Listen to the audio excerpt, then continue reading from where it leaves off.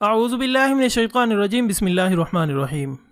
Knowledge factory کے دوستو السلام علیکم۔ ناظرین اکرام، دجال کی آمد سے پہلے یہودی بینکار دنیا میں ایک نیا عالمی مذہب نافذ کرنا چاہتے ہیں۔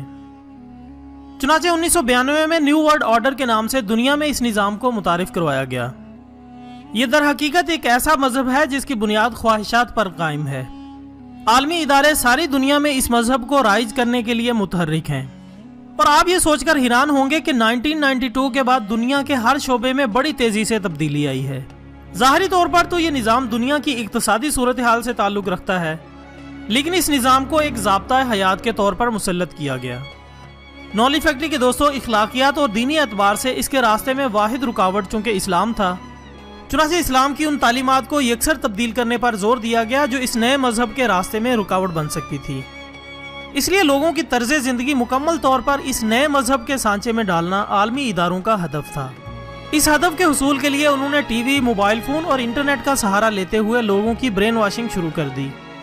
اس لیے آج آپ دیکھ سکتے ہیں کہ لوگوں کا پہناوا، کھانے پینے کے اوقات، سونا جاگنا، طرز رہائش، انسان کی ذاتی زندگی، شادی کب ہونی چاہیے، خواہشات میں اضافہ، تعلقات کی بنیاد، کاروبار کے طور طریقے، ان تمام باتوں میں لوگوں کو کھینچ کر اس نئے مذہب میں داخل کیا گیا ہے۔ عالمی اداروں نے نہ صرف بدمعاشی سے اس کو دنیا میں نافذ کروایا، بلکہ اس کے علاوہ کسی اور مذہب کو اختیار کرنے پر باقاعدہ طور پر جنگوں کا اعلان کیا گیا، اور ان قوموں کا کھانا پینا اور ادویات تک بند کر کے اور پھر ان ممالک پر قبضہ کر کے وہاں اپنا نیا مذہب طاقت کے طور پر نافذ کیا گیا۔ پھر اس کی حفاظت کے لیے تمام دنیا کی افواج کو وہاں تعینات کر دیا گیا۔ دنیا کا کوئی بھی ملک اس نئے مذہب کی شریعت پر عمل کرنے کا پابند ہے، ورنہ اس کو دہشت گرد قرار دے کر پتھروں کے دور میں پہنچا دیا جاتا ہے، جن میں سے شام، برما اور فلسطین جیسے ممالک آپ کے سامنے ہیں۔ معزز خواتین و حضرات، اسے مزید سمجھنے کے لیے یہودی اداروں کی تیار کردہ مشروبات اور دوسری خوردونوش کی چیزوں کو ہی لے لیجئے۔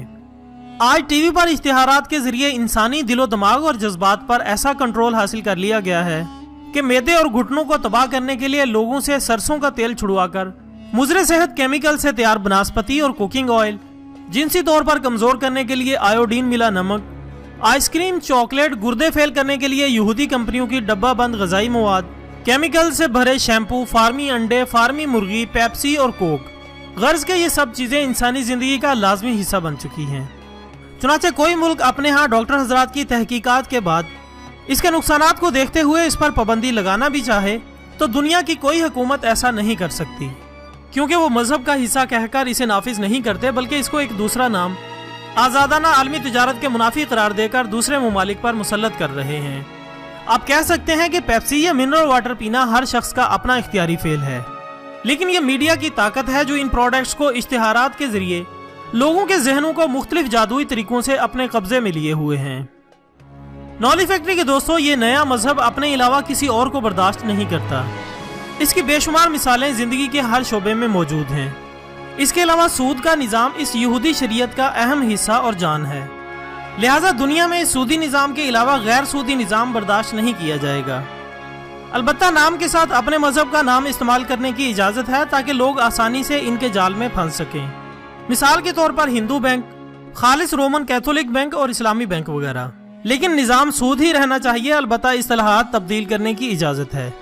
دوستو، قرآن پاک نے جگہ جگہ سود کی ممانعت فرمائی ہے، اور ساتھ یہ بھی فرمایا ہے کہ سود کا کاروبار کرنے والے ایسے ہیں جیسے اللہ اور اس کے رسول کے خلاف جنگ کر رہے ہوں، اور یہ مذہب چونکہ دجالی مذہب ہے اور دجال کا اصل مقصد ہی اللہ اور اس کے رسول کے خلاف جنگ ہے۔ ناظرین اکرام، اس نئے مذہب میں عورت کی ذات کو عزت کی چوٹیوں سے گرا کر فٹ پاتھوں، سڑکوں اور لمبی لمبی قطاروں میں خوار کرنا اور بغیر روک ٹوک کے مرد کی خواہشات کی تکمیل اس شریعت کا حصہ بنی۔ اس کے مطابق ساری دنیا کو اپنی عورتوں کو اس نام نہاد آزادی، خود مختاری اور بے پردگی کی اجازت دینا ہوگی۔ ڈاکٹر جان گولیمن اپنی کتاب نیسپریٹرز ہیرارکی میں اس نئے مذہب کے بارے میں لکھتا ہے کہ ایک ایسی عالمی حکومت، ایسا نظام جس کو ایک عالمی حکومت کنٹرول کر رہی ہو، اس ایک عالمی وجود میں آبادی محدود ہوگی اور فی خاندان بچوں کی تعداد پر پابندی ہوگی۔ وہاں جنگوں اور قحط کے ذریعے آبادی کو کنٹرول کیا جائے گا، یہاں تک کہ صرف وہ لوگ رہ جائیں گے جو حکمران طبقے کے لیے کارآمد ہوں گے، اور ان علاقوں میں ہوں گے جن کا سختی اور وضاحت کے ساتھ تعین کیا جائے گا، اور یہاں وہ دنیا کی مجموعی آبادی کی حیثیت سے رہیں گے۔ کوئی متوسط طبقہ نہیں بچے گا، صرف حاکم اور محکوم ہوں گے۔ تمام قوانین دنیا کی سبھی عدالتوں میں ایک جیسے ہوں گے۔ اور ان پر عمل درآمد ایک عالمی پولیس اور ایک عالمی فوج کے ذریعے ہوگا۔ یہ نظام ایک فلاحی ریاست کی بنیادوں پر استوار ہوگا اور جو لوگ عالمی حکومت کے فرما بردار ہوں گے انہیں زندہ رہنے کے وسائل سے نوازا جائے گا، لیکن جو بغاوت کریں گے وہ بھوکے مریں گے یا باغی قرار دے دیا جائے گا اور انہیں جو بھی چاہے گا قتل کر سکے گا۔ آتشی اسلحہ یا ہتھیار ذاتی طور پر رکھنا ممنوع ہوگا، صرف ایک مذہب کو اجازت دی جائے گی اور وہ عالمی سرکاری کلیسا کی شکل میں ہوگا جو 1920 سے وجود میں آ چکا ہے۔ اس کے علاوہ شیطانیت، ابلیسیت اور جادوگری کو ایک عالمی حکومت کا نصاب سمجھا جائے گا۔ ہر شخص کے ذہن میں یہ بٹھا دیا جائے گا کہ وہ مرد ہو یا عورت ایک عالمی حکومت کی مخلوق ہیں، اور اس کے اوپر ایک شناختی نمبر لگا دیا جائے گا۔ یہ شناختی نمبر کسی خاص کمپیوٹر میں محفوظ ہوگا جو کہ عالمی حکومت کی کسی بھی ایجنسی کی فوری دسترس میں ہوگا۔ شادی کرنا غیر قانونی قرار دیا جائے گا اور اس طرح کی خاندانی زندگی نہیں ہوگی جس طرح کی آج کل ہے۔ بچوں کو ماں باپ سے چھوٹی عمر میں علیحدہ کر دیا جائے گا اور ریاستی املاک کی طرح وارڈز میں پرورش ہوگی۔ خواتین کو آزادی نسواں کی تحریکوں کے نام پر ذلیل کیا جائے گا۔ جنسی آزادی لازم ہوگی۔ خواتین کا 20 سال کی عمر تک ایک مرتبہ بھی جنسی عمل سے نہ گزرنا سخت ترین سزا کا موجب ہوگا۔ خود اسقاط حمل سے گزرنا سکھایا جائے گا اور 2 بچوں کے بعد خواتین اس کو اپنا معمول بنا لیں گی۔ ہر عورت کے بارے میں یہ معلومات عالمی حکومت کے کمپیوٹرز میں درج ہوں گی۔ اگر کوئی عورت 2 بچوں کے بعد بھی حمل سے گزرے گی تو اسے زبردستی اسقاط حمل کے کلینک لے جایا جائے گا اور اسے آئندہ کے لیے بانجھ کر دیا جائے گا۔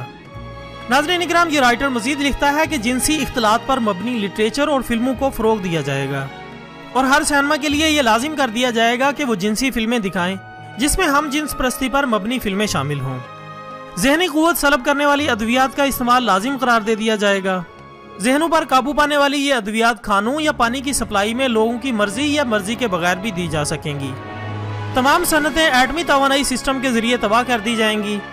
صرف کمیٹی کے ممبرز کو کرہ ارض کے وسائل پر حق حاصل ہوگا۔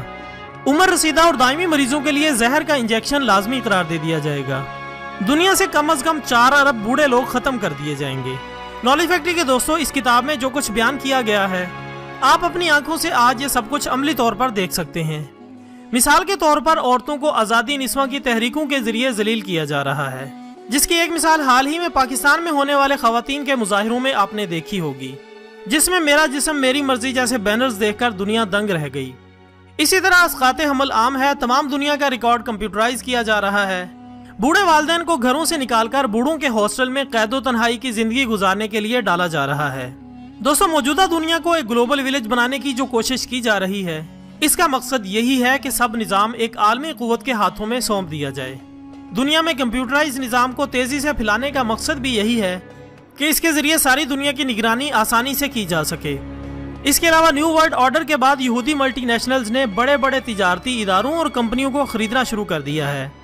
اس نظام میں مزید تیزی 1999 کے بعد لگائی گئی ہے۔ دوستو، اس صورتحال کے بعد آپ اندازہ لگا سکتے ہیں کہ نیو ورلڈ آرڈر اصل میں ایک مذہب ہے جس کو دجال کے پیروکار ساری دنیا پر مسلط کرنا چاہتے ہیں۔ اگر آپ غور کریں تو 1991 کے بعد دنیا میں ہر سطح پر تبدیلی ہوتی پائیں گے۔ اس کے بعد 1999 ایسا سال ہے جس کے بعد یہ تبدیلی اور زیادہ تیزی کے ساتھ رونما ہوتی نظر آتی ہے۔ ایسا لگتا ہے کہ دجال 1991 کے بعد اپنے یہودی ایجنٹوں کی خود رہنمائی کر رہا ہے۔ دوستو، دجال کی یہ کوشش ہے کہ اس کے آنے کے پہلے تمام دنیا کھانے پینے میں اس کی محتاج ہو جائے۔ عالم اسلام کے خلاف پانی کے محاذ پر یہ جنگ ورلڈ بینک لڑ رہا ہے۔ ترکی، اسرائیل اور دیگر کئی ممالک کو دریاؤں پر بڑے بڑے ڈیم بنانے کے لیے مالی امداد دی جا رہی ہے۔ دوستو، بظاہر تو دنیا میں ہر روز نت نئی ایجادات ہو رہی ہیں۔ ایک زمانہ وہ بھی تھا جب یہ آج کی ٹیکنالوجی سرے سے تھی ہی نہیں، پر سنا ہے اپنے بڑوں سے وہ زمانہ تھا بہت پرسکون۔ ہر طرف سکون ہی سکون، امن و آشتی، پیار محبت وافر مقدار میں میسر تھا۔ گھر کچے، در و دیوار چھوٹی، لیکن اعتماد، بھروسہ اور یقین بہت پکا ہوا کرتا تھا۔ اچھا، اس زمانے کی چند باتیں جن سے امن و سکون تھا، ان میں سے ایک تو موبائل فون کا نہ ہونا تھا۔ نہ ہوتا تھا موبائل، نہ گھنٹوں کی کالیں اور نہ ہی یہ لڑائی جھگڑے۔ ڈاک خانے کا زمانہ کتنا اچھا لگتا تھا جب کسی کا خط آتا تھا۔ اتنی خوشی ہوتی تھی کہ الفاظ ہی نہیں کہ اس خوشی کو بیان کر سکوں۔ اکثر ایسا بھی ہوتا تھا کہ کبھی ڈاکیا خط نہیں لایا تو لوگ ڈاکیے سے جا کر پوچھتے تھے کہ ہمارے پیاروں کا کوئی خط تو نہیں آیا۔ اب گھنٹوں کے پیکج لگا کر روز ایک ہی جگہ فون کر کے ایک ہی بات پوچھی جاتی ہے، اور سنا۔ اس سے ہماری زندگی میں مسائل بڑھ گئے ہیں۔ جب آپس میں گھنٹوں باتیں ہوتی ہیں تو باتوں سے باتیں نکلتی ہیں اور لڑائیاں دوریاں جنم لیتی ہیں، رشتے ناطے تعلقات ختم ہوتے جاتے ہیں، اور آج تقریباً ہر فرد اسی کا رونا روتا نظر آتا ہے۔ اب یہ ہر فرد کا مسئلہ بن چکا ہے۔ میرے خیال میں اب اس پر کنٹرول کرنا ناممکن سی بات ہے۔ نالج فیکٹری کی دوستو، اس دجالی نظام نے ترقی کے نام پر ہماری زندگی کی اصل خوبصورتی ہم سے چھین لی ہے۔ نبی کریم حضرت محمد صلی اللہ علیہ وآلہ وسلم نے فرمایا، بے شک تمہارے بعد ایک جھوٹا گمراہ کرنے والا ہوگا، اس کے سر کے بال پیچھے سے بندھے ہوئے ہوں گے، وہ کہے گا میں تمہارا رب ہوں۔ تو جس نے کہا تو نے جھوٹ بولا اور تو ہمارا رب نہیں ہے بلکہ ہمارا رب تو اللہ ہے، اس پر ہم نے بھروسہ کیا اور اس کی جانب متوجہ ہوئے ہیں اور ہم تجھ سے اللہ کی پناہ چاہتے ہیں، تو ایسے شخص پر دجال کا کوئی بس نہیں چل سکے گا۔ جو دجال یا اس کے لوگوں کے ہاتھوں شہید ہوں گے، ان کی قبریں تاریکیوں میں چمک رہی ہوں گی۔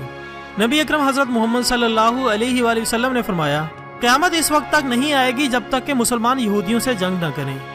مسلمان ان کو قتل کریں گے یہاں تک کہ یہودی پتھر اور درختوں کے پیچھے چھپتے پھریں گے۔ ہر پتھر اور درخت بول اٹھے گا کہ اے مسلمانوں، اے اللہ کے بندے، یہ یہودی میرے پیچھے چھپا ہے، آؤ اسے قتل کر دو۔ البتہ غرقد کا درخت نہیں بولے گا کیونکہ یہ یہودیوں کا درخت ہے۔ دوستو، غرقد کا درخت کانٹے دار جھاڑی نما ہوتا ہے جو بنجر زمین میں اگتا ہے۔ یہودی دنیا بھر میں اس درخت کو بڑے پیمانے پر لگا رہے ہیں۔ دوستو، اپنے اندر اللہ اور اس کے رسول کی محبت پیدا کریں۔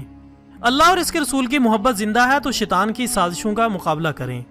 صرف اور صرف اپنے گھر کو جہاں تک ہو سکے یہودیوں کی سازشوں سے پاک کرنے کی کوشش کریں۔ اپنی نسل کو برباد ہونے سے بچائیں اور شیطان کی خطرناک سازشوں کو ناکام بنائیں تاکہ اپنے رب کے سامنے شرمندگی نہ ہو۔ اطمینان رکھیں، اللہ تعالیٰ نے مسلمانوں سے فتح کا وعدہ کیا ہے اور بے شک وہ اپنا وعدہ ضرور پورا کرتا ہے۔ اگر آپ کو ہماری آج کی کوشش پسند آئی ہو تو اس ویڈیو کو لائک کر کے ہماری حوصلہ افزائی کریں اور دوسروں تک پہنچانے میں ہمارا ساتھ دیں۔ کل انشاءاللہ پھر ملاقات ہوگی، تب تک کے لیے اجازت دیجیے گا۔ اپنا دوستوں، رشتہ داروں اور گرد و نواح کے تمام لوگوں کا بہت خیال رکھیے گا۔ اللہ حافظ۔